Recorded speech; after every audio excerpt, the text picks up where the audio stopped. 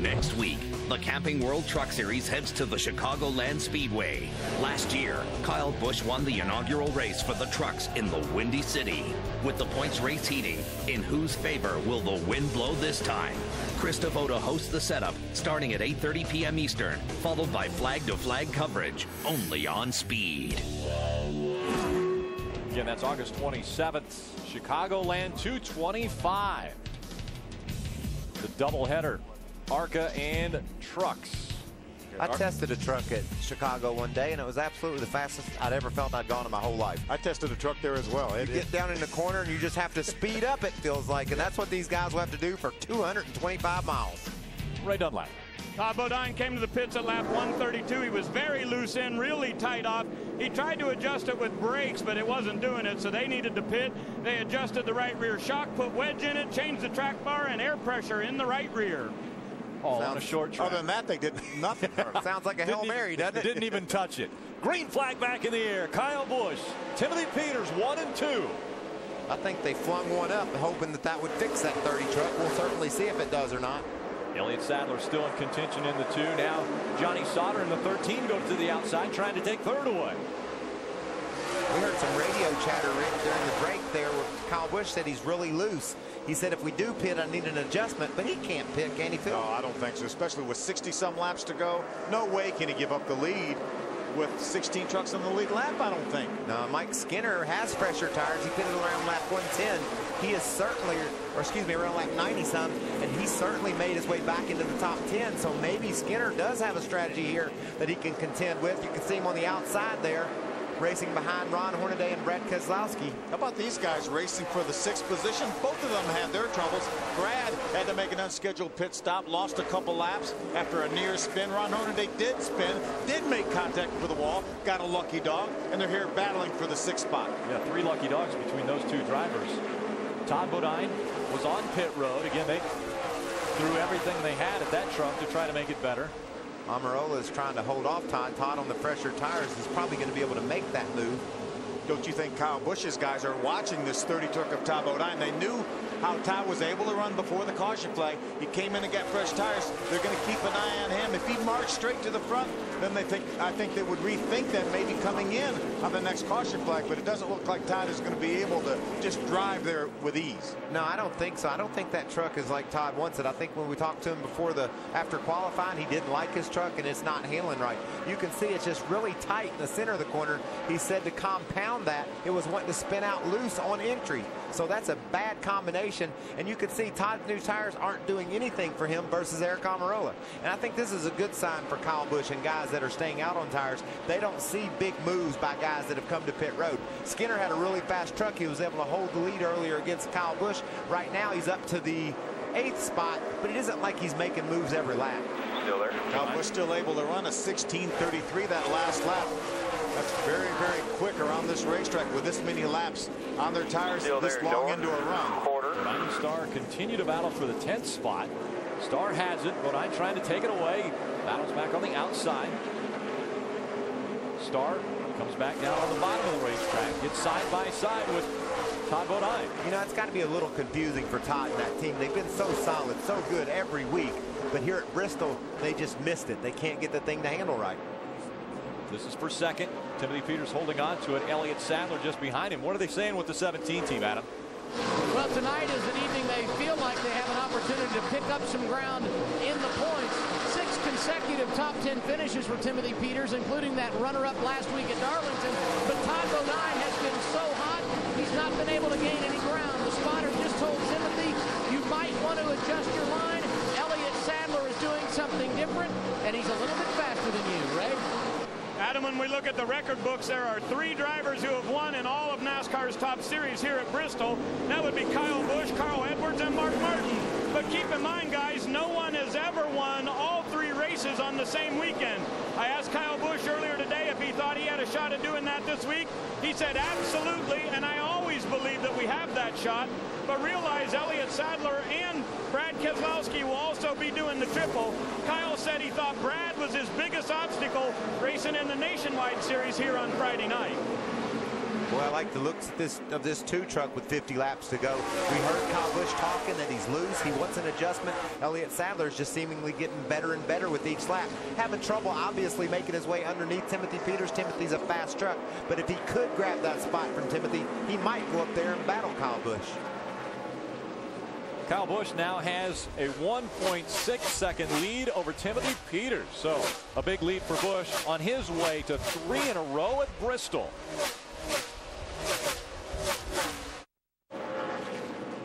Welcome back to the O'Reilly 200. Kyle Busch still in front of the field, now trying to put the 12 of Mario Gosselin another lap down. Yeah, Mario's a lap down. Excuse me, Phil. Kyle Busch has got a lead of between a second and a second half. This is one of the ways that you're going to get that lead. Watch the 3 of Austin Dillon, the 4 of Ricky Carmichael as they go in turn number 3. Kyle says, I think there's room between you guys. Yeah, just go in the middle. And that's how you maintain a lead of about a second and a half. And what a battle these two are having. It looks like Elliott Sadler again is way faster than Timothy, but Timothy's holding the line. They were 3 wide side by side while lapping traffic as well, but Elliott, although got all the way beside Peters, he could not finish the pass. This is what they were doing while we were away for a few laps. Looked like Elliott tried to move him up the hill a little bit, tried to maybe get Timothy out of the throttle. Didn't work. Timothy fought right back. They go by the lap truck of Brent Raymer 3 wide. Action's picking up, 37 laps to go. And all this is happening with Kyle Busch just about a half a straightaway ahead of these two. Oh, he's going to turn into the wall. They're both 17 of Timothy Peters and the 2 of Elliott Sadler. Yeah, I hear. Elliott Sadler looked to straighten it back out, but there is damage to the 17, and he is not happy with the 2 of Elliott Sadler. Well, it looked like Elliott had just a piece of his nose on the outside of Timothy, and Timothy crowded up, and they ran into the wall. Adam. Elliott Sadler came on the radio and said, our bumper's hooked. I didn't mean to hit him. Timothy Peters, as you would imagine, very, very upset.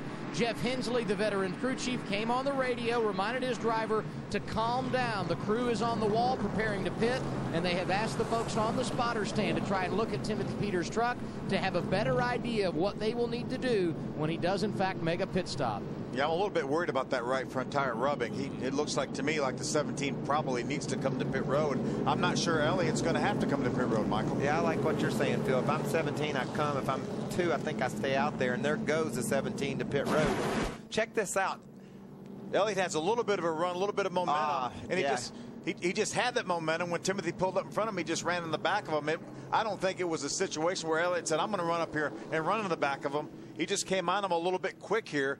I think he thought he might be able to have that lane open on the outside, but then when Timothy came up and closed it up, then they made the contact. And I think you're exactly right, Phil. And the thing that you said just before this happened, as you can see, they're off 2. There's a bit of a hole, then there isn't. Boom. They make contact. Yeah, and when they did, they got hooked together. You could hear Elliott obviously out of the throttle. But Elliott also had the opportunity to get out of the gas a bit and not run into the back of the 17. Well, certainly, but Phil said something that was key just before that happened. 37 to go. These laps are clicking off in a hurry, and Elliott thought, I got a hole here. I need to try to get in it. Adam, what's happening? Well, I just heard Jeff Hensley say, get out the baseball bat. I'm glad he's talking about fixing the truck and not going after the 2 team. Or something. The right front brace on the splitter is broken away, and the focus is getting the fender off that right front tire. A lot of damage. They've changed right side tires. Their main goal now going to be staying on the lead lap, and they're going to send him away. He'll probably come back down pit road. Buddy. Get a bungee cord for that hood deal there. That's how right, fast guys, it goes bad at Bristol, huh? I mean, just sitting here within 35 laps of the finish, running in second spot. Elliott Sadler was all over Timothy, though, for lap after lap. So you know Elliott was thinking, if I can get around this guy, I can go win this darn race. Got a little aggressive. You know, we talked about Kyle having somewhere between a second and a second half lead. Well, he maintained that while those guys were battling side by side. He really never gained any more ground than that. So I think you're right. I think Elliott, had he been able to get by Timothy, he may have been able to chase Kyle down. And we're going to see that now because Elliott Sadler will start on the inside of that 18. He may have a little bit of damage, though. He made some contact with the outside wall, as well as some damage, obviously, in the front end to Timothy's back end. So he may be crippled a bit. It'll be interesting to see what happens when we restart this race. They're not going to go this time. NASCAR's put the caution back out. They were coming to the green, but NASCAR's delayed that start. And I think you're right, Phil. We heard on Elliott's in-truck camera that he had gotten into the wall pretty good. Well, that's interesting. A little fluid up there. Somebody's lost some oil or rear end grease or something. You see the damage to the 17 involved in this most recent incident. Ray Dunlap. Hey, to give you a quick update on Brad Keselowski, currently the 29 Ruby Tuesdays truck is running up in 5th. Brad said his issue is when he gets through the center of the corner once in a while, it's tight, and then 4 or 5 laps later, it's loose. So he's trying to make driver adjustment styles to get it to go through the way he wants it to. But he said it's just an ever-changing truck, so kind of hard to give information to the crew chief. If anybody knows how to make some adjustments on the fly, it is Brad Keselowski. He's awfully good at this racetrack. Won here in the Nationwide Series. Can't wait to see if Elliott Sadler's got enough truck left after that contact with the wall to go after Kyle Busch. Certainly, he and Timothy Peters both were holding their own against Kyle while they battled for each other, like you said, Phil. Green flag back in the air. Kyle Busch on the outside. Elliott Sadler on the inside. Sadler not as good a start. Here comes Matt Crafton to the high side. Matt has a position on the outside. He has that spot. Here comes Hornaday. I think Elliott Sadler's truck is a little bit off right now. You know, Matt Crafton a year ago finished second to Kyle Busch in this very race. You can see Elliott not holding up Johnny Sauter. That's probably a toe-in issue, Phil. Maybe some aerodynamics with that right front corner, but he's not anywhere near as fast as he was. Ooh, Johnny Sauter gets loose underneath him, catches that truck. Elliott's going to move up out of the way now, give these guys some room down below him to race.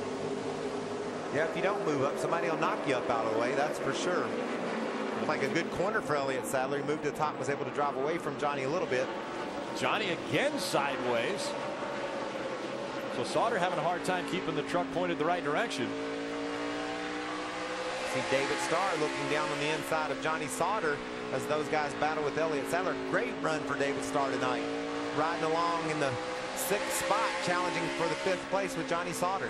Matt Crafton has been able to maintain contact with Kyle Busch. He's about 0.3 of a second behind now as we watch Johnny Sauter work to the inside of Elliott Sadler. Looks like Johnny's going to be able to make most of that pass. Most of it. Sauter trying to get by on the inside. Elliott Sadler staying up on the high side of the racetrack now with the damage to that number 2 truck. Johnny makes the pass now. David Starr said, please move up there and give me the bottom of the racetrack. Crafton has fallen to 0.4 of a second behind Kyle Busch. Last time by, Crafton was a little faster than Kyle. They've basically been running the same times. Final 25 laps of racing for the O'Reilly 200. When we come back, we will see the checkered flag. Will it be Kyle Busch making his way back to victory lane, or who will be the spoiler to take it away from him?